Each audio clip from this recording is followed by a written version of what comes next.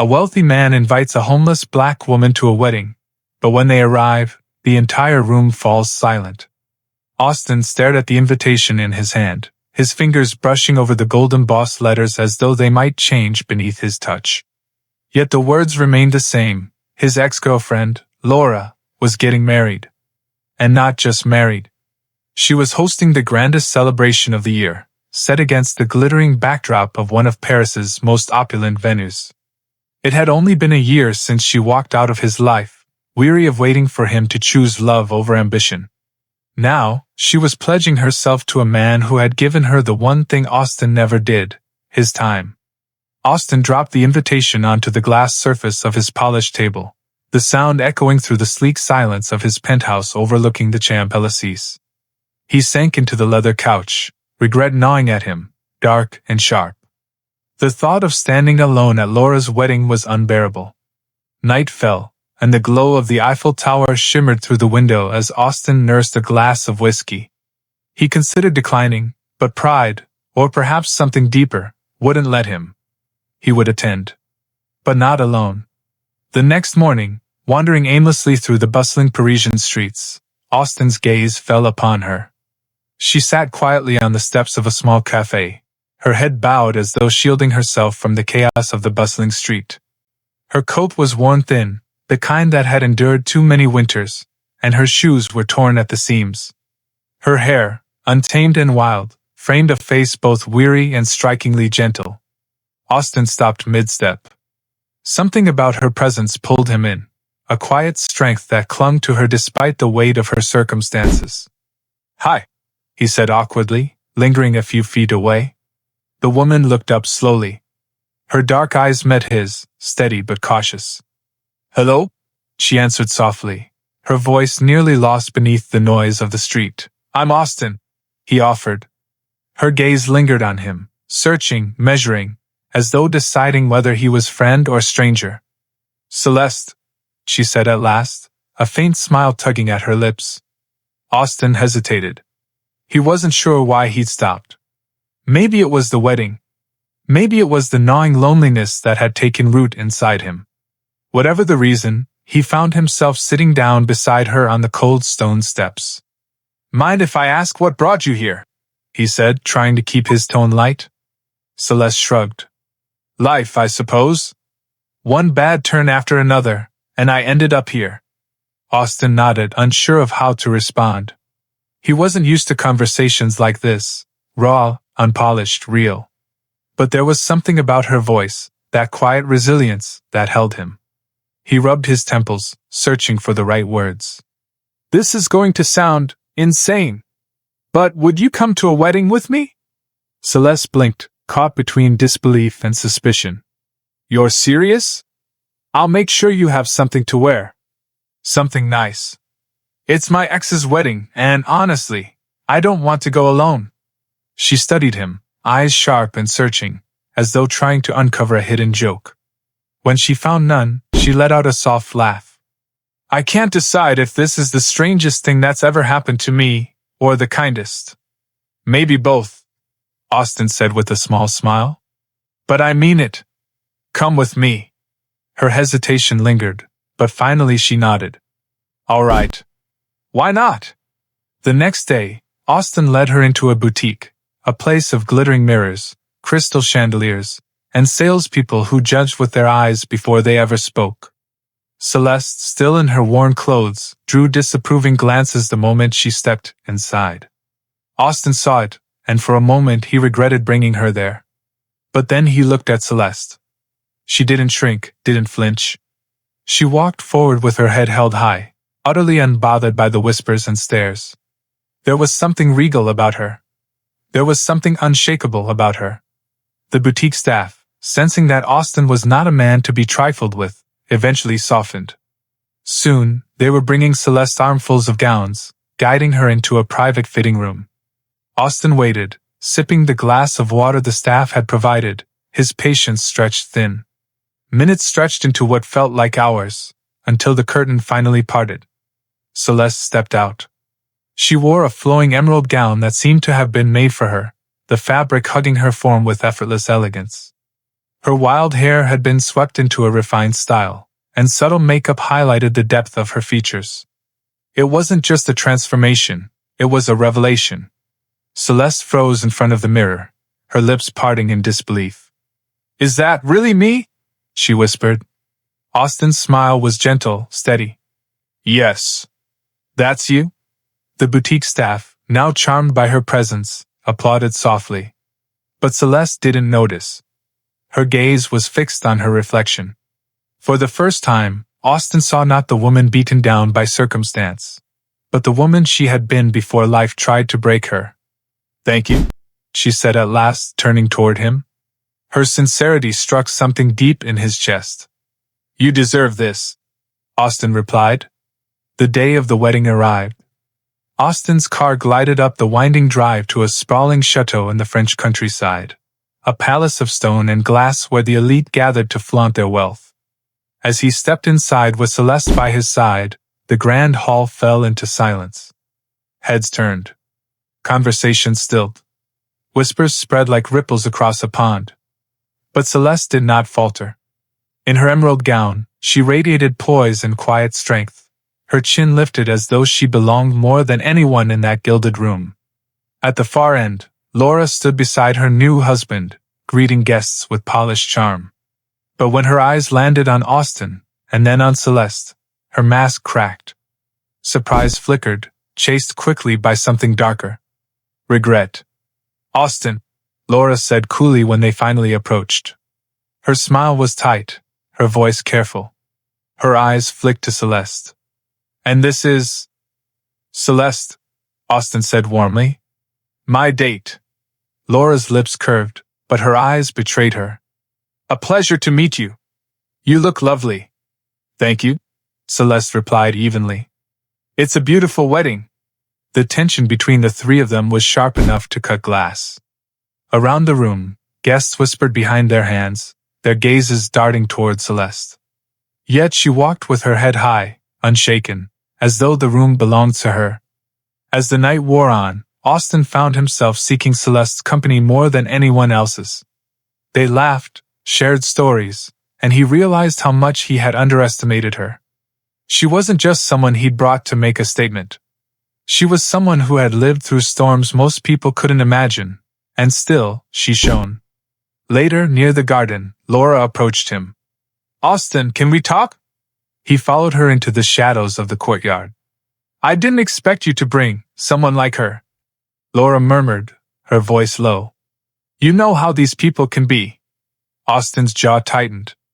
"What's that supposed to mean?" "She's not from our world," Laura pressed carefully. "I just don't want you to get hurt, that's all." Anger flared in Austin's chest. "Hurt? You're not worried about me. You're worried about your embarrassment." Laura blinked, caught off guard, but she didn't deny it. Before the moment could stretch further, Celeste appeared. Calm. Steady. Her eyes sharp. "Excuse me," she said softly. "I didn't mean to intrude. But I couldn't help overhearing." Laura stiffened. "I know I'm not what you expected," Celeste continued, her voice unwavering. "But Austin invited me because he sees me for who I am. And I am more than my circumstances." The silence that followed was deafening.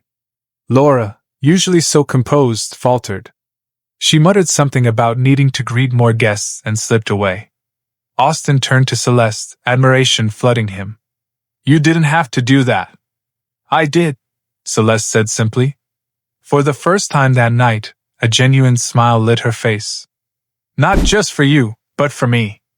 Later, as the orchestra's soft melody filled the hall, Austin and Celeste found themselves on the dance floor. Moving together beneath the chandeliers, he felt something unexpected take root in his chest. Something new. Something undeniable. This wasn't about making Laura jealous anymore. It wasn't even about the wedding. It was about Celeste. As they swayed to the music, Austin realized something he hadn't expected. He cared about her. She had walked into his life by chance, but now he couldn't imagine her not being part of it. When the song ended, he looked into her eyes. "Celeste, I don't want tonight to be the end." Her gaze softened. What do you mean? I mean, I want to help you. I want to be there for you. And I want to see where this goes. For a long moment, Celeste was silent. Then a small smile curved across her lips. I'd like that. They slipped out of the wedding together, leaving the glittering hall behind. The night air was cool and quiet, the sound of laughter and music fading into the distance. Walking hand in hand along the cobblestone streets, Austin felt a peace he hadn't known in years. He no longer cared about appearances, status, or whispers. All that mattered was this, her. Whatever challenges lay ahead, he knew they would face them together. The cold morning light poured through the windows of Austin's apartment, casting long streaks across polished steel, glass tables, and modern art. Everything about the space screamed success, but today, it all felt hollow. He stood at the kitchen counter, brewing coffee, his mind still on the night before. On the way Celeste had stood tall at the wedding, unshaken by judgment. On the way she'd sat across from him in his home later, sharing stories until exhaustion carried them both into sleep. Now silence filled the penthouse. Celeste was in the guest room, and uncertainty tugged at him. Would she stay?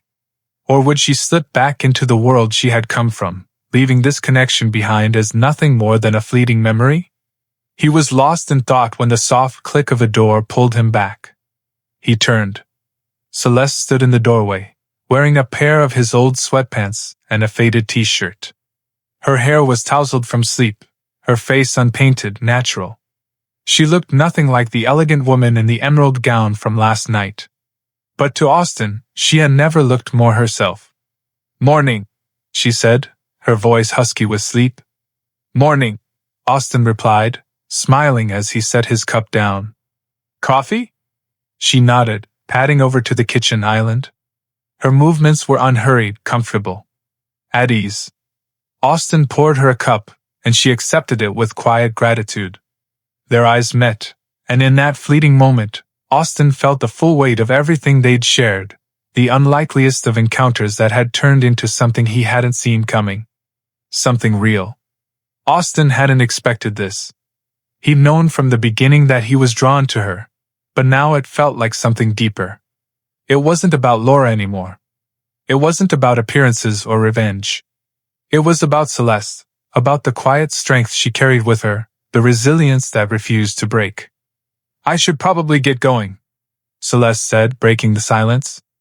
Austin blinked, his heart dipping. "You don't have to. I mean, if you want to stay, you're welcome." Celeste smiled faintly, but it didn't reach her eyes. "I appreciate that. But I have to figure some things out for myself." He wanted to argue, to ask her to stay longer, but he knew better. Celeste wasn't someone who could be tied down by comfort or pity. She had her own battles, her own path. "I understand," he said softly. "But listen, what I told you last night, I meant it. I want to help you. I want to be there for you." Celeste studied him for a long moment, her expression unreadable. Then, with a quiet sigh, she set her coffee down and leaned against the counter. "Austin, I appreciate everything you've done for me. Truly, I do. But I don't want to be your project. I'm not some fairy tale where a rich guy swoops in and rescues the poor girl from the streets." Her words stung, but Austin knew she was right. "It's not like that," he said quickly. "I'm not trying to rescue you. I want to know you better. I want to see where this goes." Something softened in Celeste's eyes. "And I want that too. But I have to take things slow. My life, it's complicated. I've been through a lot. I need to stand on my own 2 feet first. I can't lean on someone else to fix everything." Austin nodded. More than he cared to admit, he understood. He had spent his whole life solving problems with money, with power. But this was different. Celeste's world wasn't something he could buy his way into. She needed space. Time. "Okay," he said quietly. "Take all the time you need. But I'm here, if you want me to be." This time, her smile was genuine. "Thank you." Weeks passed. Celeste slipped back into the rhythm of her life. The streets, the shelters, the people who knew her there. The hard edges of survival. Yet she wasn't the same woman she had been before that night. Something had changed. The way Austin had looked at her, as though she mattered, lingered in her mind. It was strange, being seen after so many years of invisibility. Dangerous, even. But it planted a seed. A belief that maybe, just maybe, she deserved more than the scraps life had thrown her. So she worked. She searched for jobs. For a place to stay. She clawed her way forward, refusing to let her past define her future. And then, one afternoon, everything shifted. Celeste was sitting outside the cafe where she often rested, her usual spot. She barely noticed the footsteps at first. People passed her all the time, sometimes dropping coins, sometimes ignoring her altogether. But this time, someone stopped. A woman. Sharp features framed by sleek hair, an expensive coat draped over her shoulders, oversized sunglasses shielding her eyes. "Celeste?" the woman asked, her voice cool and measured. Celeste squinted up against the sunlight. "Yeah?" The woman pulled off her glasses, revealing a polished smile that didn't quite reach her eyes. "I'm Laura. We met at the wedding." Celeste's heart skipped. Of all the people she never expected to see again, Laura was at the top of that list. "Yeah, I remember," Celeste said cautiously. "What are you doing here?" Laura sat down elegantly on the bench beside her, crossing her legs with practiced poise. "I wanted to talk to you." Unease prickled down Celeste's spine. "About what?" Laura's voice dropped. "This might sound strange, but I need you to stay away from Austin." Celeste blinked, her mind reeling. "What?" Laura leaned back, her tone calm but laced with steel. "You don't belong in his world, Celeste. You know that. And honestly, you're not good for him. You're a distraction. Since the wedding, Austin's had a lot on his plate. And I don't think you're helping." Anger rose in Celeste's chest, hot and sharp, but she kept her voice even. "I'm not trying to hurt Austin. We're friends." Laura arched a perfectly shaped brow, her skepticism obvious. "Friends? Come on. Let's be real. You and I both know that's not going to work. He's from a world you can't begin to understand. And no offense, but you're not his equal." Celeste clenched her fists, holding herself steady. "I don't need to be his equal. Austin's his own person. If he wants to see me, that's his choice," Celeste said firmly. Laura's smile was cold. "Of course. But I'm trying to save you both trouble. You don't belong in his world, and he doesn't belong in yours. Walk away now before it gets messy." Celeste's heart pounded as she rose to her feet. "I don't know what game you're playing, but it won't work. I care about Austin. And I'm not walking away just because you think I'm not good enough." Laura narrowed her eyes, then adjusted her coat. "Suit yourself. But don't say I didn't warn you." With that, she walked off, leaving Celeste shaken. That evening, Austin sat in his office, staring out at the city lights. He hadn't seen Celeste since the morning after the wedding, though they texted now and then. He missed her more than he wanted to admit. His phone buzzed. A message from her, "We need to talk. Can I come over?" His chest tightened. He quickly replied, "Of course." An hour later, Celeste stood in his doorway, tired but determined. "Is everything okay?" he asked. She paced the living room before blurting out. "Laura came to see me. She told me to stay away from you, that I don't belong in your world." Anger flared in Austin. "That's ridiculous." Celeste shook her head. "She's right. We're from different worlds. I don't fit here." "No," Austin said firmly, stepping closer. "You belong wherever you want to be. I don't care about your past. I care about you." Her eyes softened, but doubt lingered. What if it doesn't work? What if she's right? He took her hand. "It's not a fantasy. This is real. We can make it work." After a long silence, Celeste whispered, "Okay, let's try." In the weeks that followed, their relationship deepened, but so did the challenges. Celeste struggled with the stares, the whispers, the cutting remarks from Austen's world. Dinner parties turned her into gossip. Isn't it a modern fairy tale? Rags to riches. Austen's friends pulled away. Even his family's politeness carried hidden barbs. What are your plans for the future, Celeste? His mother would ask, her tone too sweet, her meaning clear. Prove you're worthy. Austen stood by her, but the pressure grew. His colleagues questioned his judgment. His family warned him. One evening, his brother Andrew cornered him in his office. You're jeopardizing everything, Andrew said flatly. Your career, your reputation. People are talking, and it's not good. Austen's jaw tightened.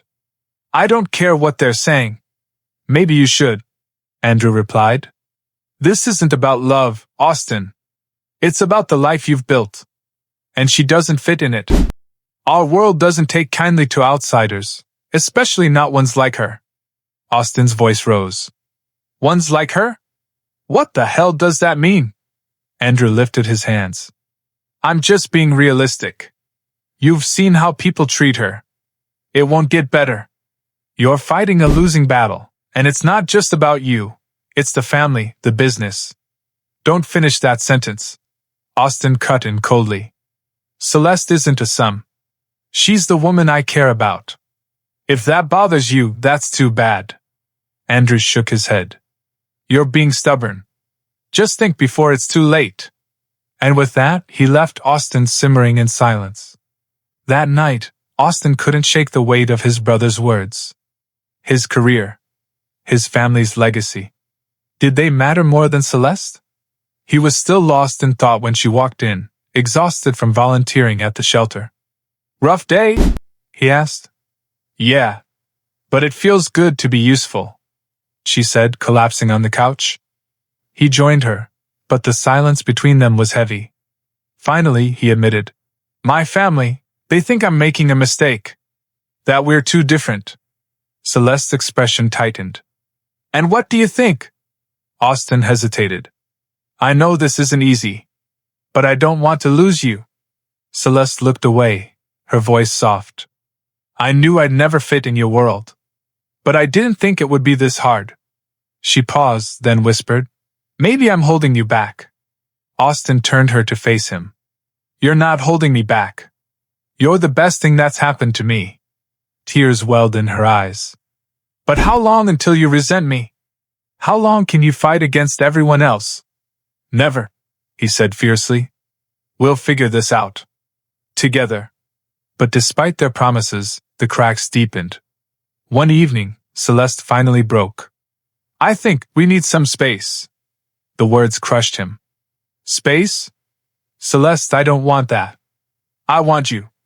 Her voice trembled. I love you, Austen. But I need to find myself first. I need to stand on my own before I can stand beside you. His heart shattered, but he nodded. If that's what you need, I'll give it to you. The next morning, she packed her things and left. Months passed. Austen buried himself in work, but the ache of her absence never left. Celeste built her own life, small jobs, a modest apartment, the fragile beginnings of independence. They grew apart, yet never truly let go. Then, one rainy night, Austen found himself outside her door. He knocked, heart pounding. When Celeste opened it, her eyes widened in shock. Austen, she whispered. He stepped closer, rain dripping from his coat. I couldn't stay away. I need you, Celeste. I always have. Tears filled her eyes. I've missed you. I didn't think you'd come back. I never really left, he said, taking her hand. You're all I've thought about. I don't care about the world or what people say. All I care about is us. For the first time in months, Celeste let herself believe. She threw her arms around him, holding on as the rain poured down. Their story wasn't over. The world would test them again, but this time they were ready. Together, they would build something stronger, something real. Side by side, hearts beating as one.